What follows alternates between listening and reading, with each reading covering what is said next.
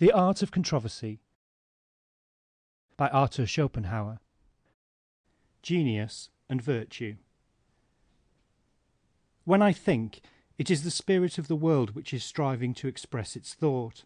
It is nature which is trying to know and fathom itself. It is not the thoughts of some other mind which I am endeavouring to trace, but it is I who transform that which exists into something which is known and thought, and would otherwise neither come into being nor continue in it. In the realm of physics, it was held for thousands of years to be a fact beyond question that water was a simple and consequently an original element. In the same way, in the realm of metaphysics, it was held for a still longer period that the ego was a simple and consequently an indestructible entity. I have shown, however, that it is composed of two heterogeneous parts, namely the will, which is metaphysical in its character, a thing in itself, and the knowing subject, which is physical and a mere phenomenon. Let me illustrate what I mean. Take any large, massive, heavy building. This hard, ponderous body that fills so much space exists, I tell you, only in the soft pulp of the brain. There alone in the human brain has it any being. Unless you understand this, you can go no further. True, it is the world itself that is a miracle, the world of material bodies. I looked at two of them. Both were heavy, symmetrical, and beautiful.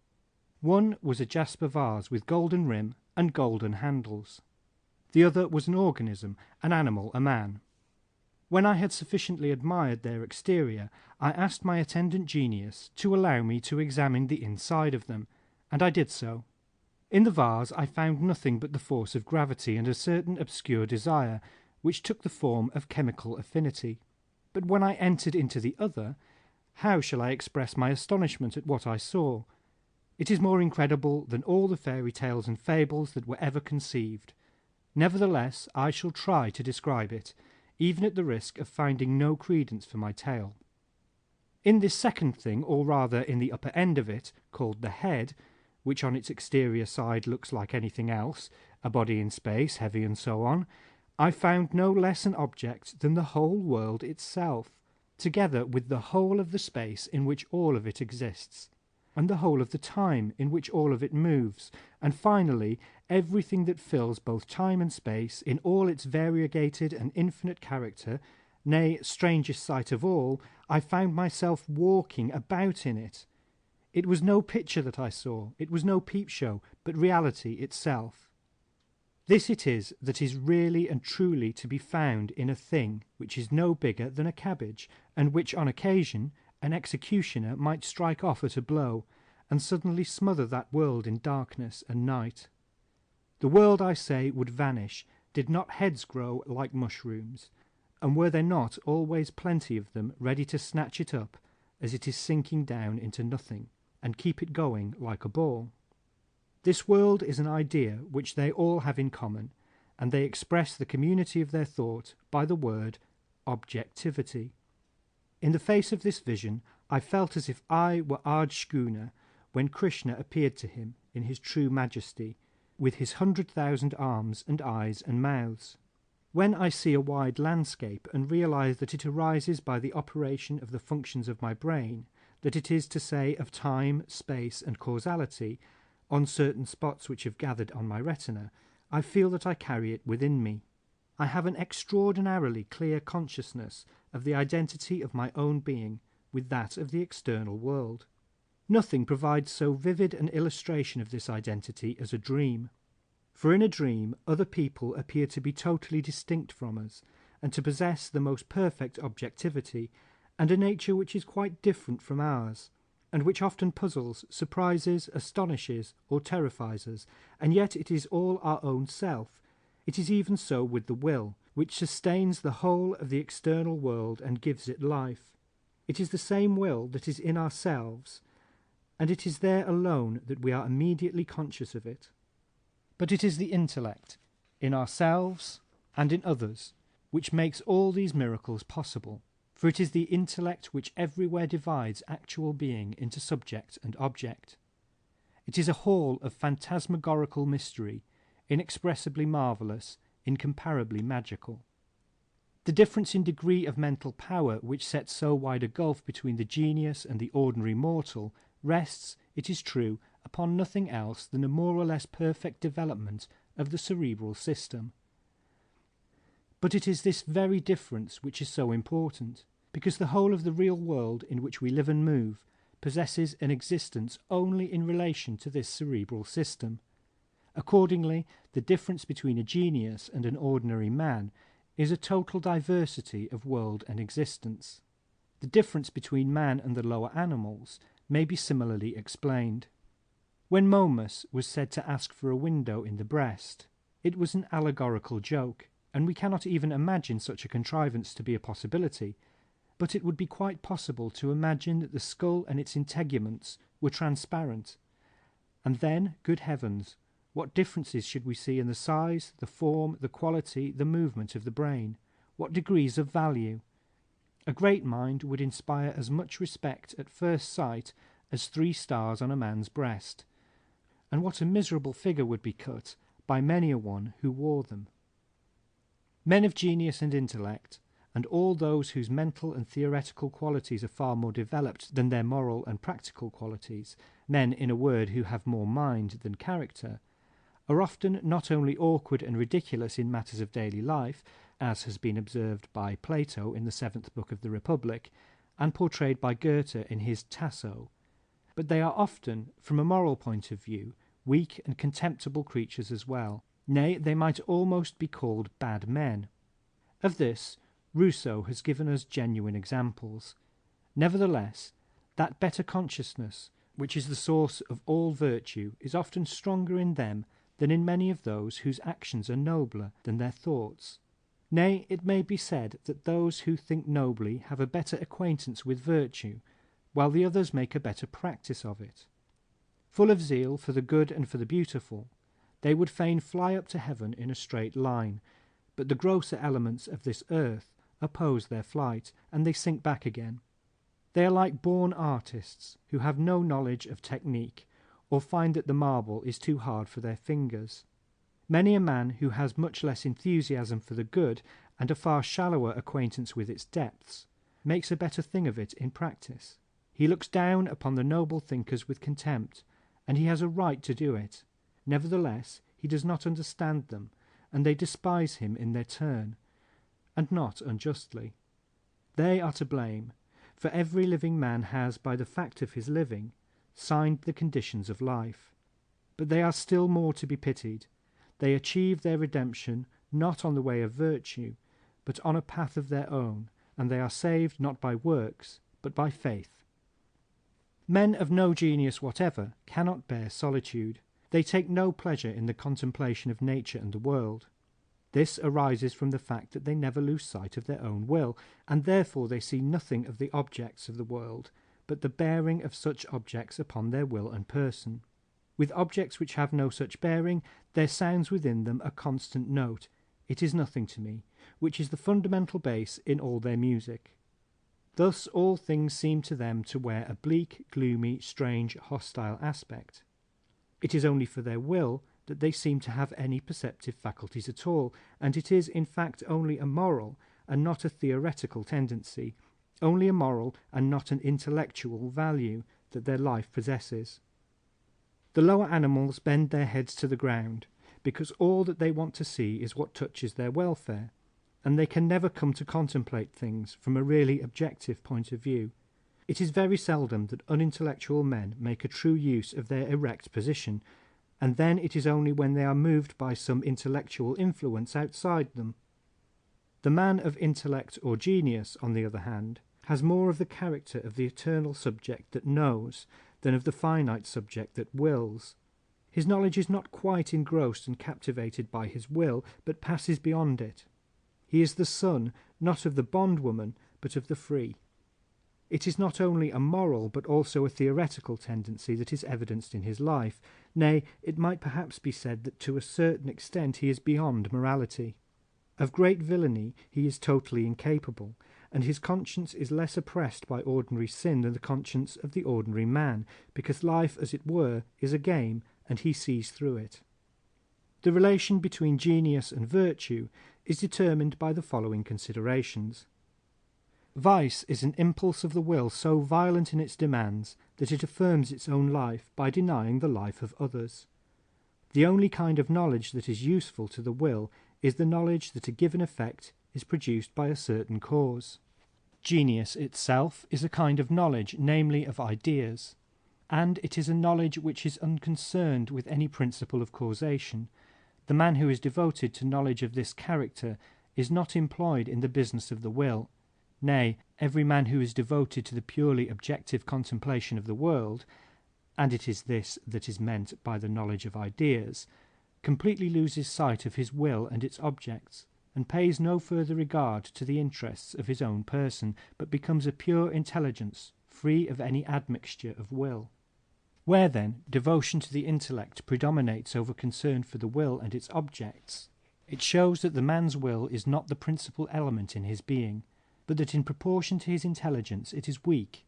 Violent desire, which is the root of all vice, never allows a man to arrive at the pure and disinterested contemplation of the world, free from any relation to the will, such as constitutes the quality of genius. But here the intelligence remains the constant slave of the will. Since genius consists in the perception of ideas, and men of genius contemplate their object, it may be said that it is only the eye which is any real evidence of genius, for the contemplative gaze has something steady and vivid about it, and with the eye of genius it is often the case, as with Goethe, that the white membrane over the pupil is visible. With violent, passionate men the same thing may also happen, but it arises from a different cause, and may be easily distinguished by the fact that the eyes roll. Men of no genius at all have no interest in the idea expressed by an object, but only in the relations in which that object stands to others, and finally to their own person. Thus it is that they never indulge in contemplation, or are soon done with it, and rarely fix their eyes long upon an object, and so their eyes do not wear the mark of genius, which I have described. Nay, the regular Philistine does the direct opposite of contemplating. He spies. If he looks at anything, it is to pry into it, as may be specially observed when he screws up his eyes, which he frequently does, in order to see the clearer. Certainly no real man of genius ever does this, at least habitually, even though he is short-sighted. What I have said will sufficiently illustrate the conflict between genius and vice. It may be, however, nay, it is often the case, that genius is attended by a strong will, and as little as men of genius were ever consummate rascals, were they ever perhaps perfect saints either. Let me explain. Virtue is not exactly a positive weakness of the will, it is rather an intentional restraint imposed upon its violence through a knowledge of it in its inmost being as manifested in the world. This knowledge of the world, the inmost being of which is communicable only in ideas, is common both to the genius and to the saint. The distinction between the two is that the genius reveals his knowledge by rendering it in some form of his own choice, and the product is art. For this, the saint as such possesses no direct faculty. He makes an immediate application of his knowledge to his own will, which is thus led into a denial of the world. With the saint, knowledge is only a means to an end, whereas the genius remains at the stage of knowledge, and has his pleasure in it, and reveals it by rendering what he knows in his art. In the hierarchy of physical organization, strength of will is attended by a corresponding growth in the intelligent faculties. A high degree of knowledge, such as exists in the genius, presupposes a powerful will, though at the same time a will that is subordinate to the intellect. In other words, both the intellect and the will are strong, but the intellect is the stronger of the two. Unless, as happens in the case of the saint, the intellect is at once applied to the will, or, as in the case of the artist, it finds its pleasure in a reproduction of itself, the will remains untamed. Any strength that it may lose due to the predominance of pure objective intelligence, which is concerned with the contemplation of ideas, and is not, as in the case of the common or the bad man, wholly occupied with the objects of the will. In the interval, When the genius is no longer engaged in the contemplation of ideas, and his intelligence is again applied to the will and its objects, the will is reawakened in all its strength. Thus it is that men of genius often have very violent desires, and are addicted to sensual pleasure and to anger. Great crimes, however, they do not commit, because when the opportunity of them offers, they recognize their idea, and see it very vividly and clearly. Their intelligence is thus directed to the idea, and so gains the predominance over the will, and turns its course, as with the saint, and the crime is uncommitted. The genius, then, always participates to some degree in the characteristics of the saint, as he is a man of the same qualification, and contrarily, the saint always participates to some degree in the characteristics of the genius. The good-natured character, which is common, is to be distinguished from the saintly by the fact that it consists in a weakness of will, with a somewhat less marked weakness of intellect. A lower degree of the knowledge of the world as revealed in ideas here suffices to check and control a will that is weak in itself. Genius and sanctity are far removed from good nature, which is essentially weak in all its manifestations. Apart from all that I have said, so much at least is clear. What appears under the forms of time, space, and causality, and vanishes again, and in reality is nothing, and reveals its nothingness by death, this vicious and fatal appearance is the will. But what does not appear, and is no phenomenon, but rather the noumenon, what makes appearance possible, what is not subject to the principle of causation, and therefore has no vain or vanishing existence, but abides for ever unchanged in the midst of a world full of suffering, like a ray of light in a storm, free therefore from all pain and fatality, this, I say, is the intelligence. The man who is more intelligence than will is thereby delivered, in respect of the greatest part of him, from nothingness and death, and such a man is in his nature a genius. By the very fact that he lives and works, the man who is endowed with genius makes an entire sacrifice of himself in the interests of everyone. Accordingly, he is free from the obligation to make a particular sacrifice for individuals, and thus he can refuse many demands which others are rightly required to meet. He suffers and achieves more than all the others. The spring which moves the genius to elaborate his works is not fame, for that is too uncertain a quality, and when it is seen at close quarters, of little worth.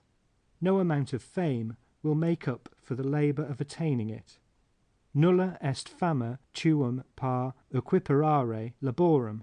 Nor is it the delight that a man has in his work, for that too is outweighed by the effort which he has to make. It is rather an instinct sui generis, in virtue of which the genius is driven to express what he sees and feels in some permanent shape, without being conscious of any further motive. It is manifest that in so far as it leads an individual to sacrifice himself for his species, and to live more in the species than in himself, this impulse is possessed of a certain resemblance with such modifications of the sexual impulse as are peculiar to man. The modifications to which I refer are those that confine this impulse to certain individuals of the other sex, whereby the interests of the species are attained. The individuals who are actively affected by this impulse may be said to sacrifice themselves for the species, by their passion for each other, and the disadvantaged conditions thereby imposed upon them. In a word, by the institution of marriage. They may be said to be serving the interests of the species rather than the interests of the individual. The instinct of the genius does in a higher fashion for the idea what passionate love does for the will. In both cases there are peculiar pleasures and peculiar pains reserved for the individuals who in this way serve the interests of their species, and they live in a state of enhanced power. The genius who decides once and for all to live for the interests of the species in the way which he chooses is neither fitted nor called upon to do it in the other. It is a curious fact that the perpetuation of a man's name is effected in both ways. In music, the finest compositions are the most difficult to understand, They are only for the trained intelligence. They consist of long movements, where it is only after a labyrinthine maze that the fundamental note is recovered. It is just so with genius. It is only after a course of struggle and doubt and error and much reflection and vacillation that great minds attain their equilibrium. It is the longest pendulum that makes the greatest swing. Little minds soon come to terms with themselves and the world, and then fossilize, but the others flourish, and are always alive and in motion. The essence of genius is a measure of intellectual power far beyond that which is required to serve the individual's will. But it is a measure of a merely relative character, and it may be reached by lowering the degree of the will, as well as by raising that of the intellect. There are men whose intellect predominates over their will, and yet are not possessed of genius in any proper sense. Their intellectual powers do indeed exceed the ordinary, though not to any great extent, but their will is weak. They have no violent desires, and therefore they are more concerned with mere knowledge than with the satisfaction of any aims. Such men possess talent, they are intelligent, and at the same time very contented and cheerful. A clear, cheerful, and reasonable mind, such as brings a man happiness, is dependent on the relation established between his intellect and his will, a relation in which the intellect is predominant. But genius and a great mind depend on the relation between a man's intellect and that of other people, a relation in which his intellect must exceed theirs, and at the same time his will may also be proportionately stronger. That is the reason why genius and happiness need not necessarily exist together. When the individual is distraught by cares or pleasantry, or tortured by the violence of his wishes and desires, the genius in him is enchained and cannot move. It is only when care and desire are silent that the air is free enough for a genius to live in it. It is then that the bonds of matter are cast aside, and the pure spirit, the pure knowing spirit, remains. Hence, if a man has any genius, let him guard himself from pain, keep care at a distance, and limit his desires, but those of them which he cannot suppress, let him satisfy to the full. This is the only way in which he will make the best use of his rare existence, to his own pleasure and the world's profit. To fight with need and care or desires, the satisfaction of which is refused and forbidden, is good enough work for those who, were they free of, would have to fight with boredom, and so take to bad practices, but not for the man whose time, if well used, will bear fruit for centuries to come. As Diderot says, he is not merely a moral being.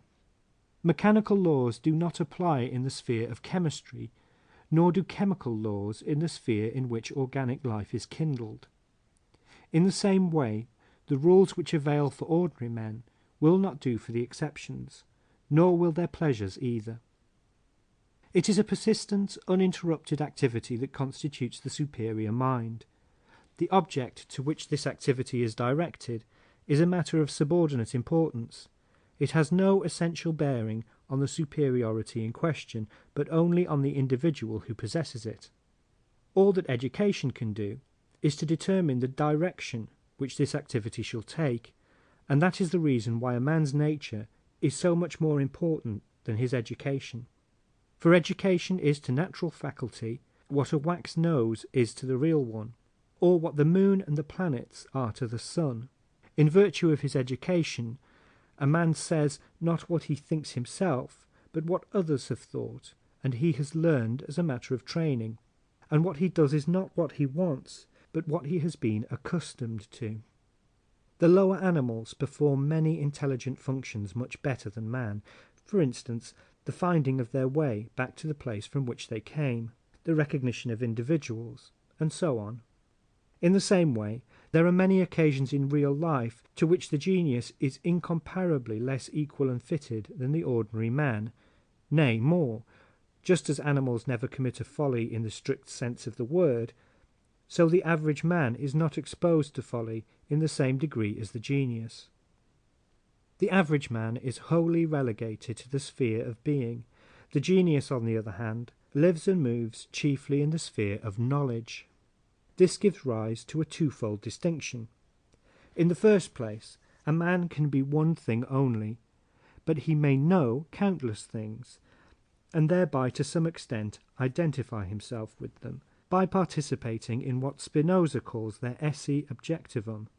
In the second place, the world, as I have elsewhere observed, is fine enough in appearance, but in reality dreadful, for torment is the condition of all life.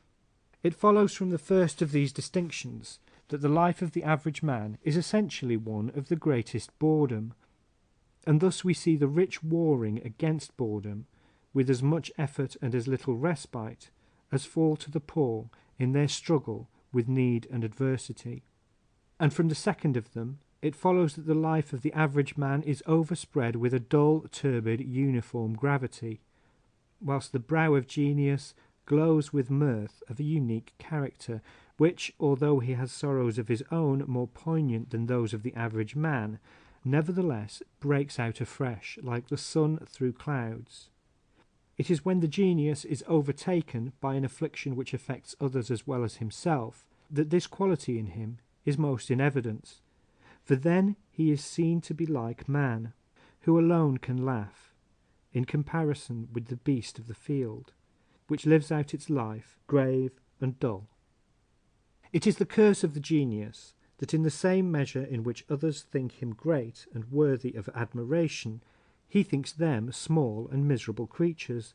His whole life he has to suppress this opinion, and, as a rule, they suppress theirs as well. Meanwhile, he is condemned to live in a bleak world, where he meets no equal, as it were an island where there are no inhabitants but monkeys and parrots. Moreover, he is always troubled by the illusion that from a distance a monkey looks like a man. Vulgar people take a huge delight in the faults and follies of great men, and great men are equally annoyed at being thus reminded of their kinship with them. The real dignity of a man of genius or great intellect, the trait which raises him over others and makes him worthy of respect, is at bottom the fact that the only unsullied and innocent part of human nature, namely the intellect, has the upper hand in him, and prevails, whereas in the other there is nothing but sinful will, and just as much intellect as is requisite for guiding his steps. Rarely any more, very often somewhat less, and of what use is it? It seems to me that genius might have its root in a certain perfection and vividness of the memory, as it stretches back over the events of past life.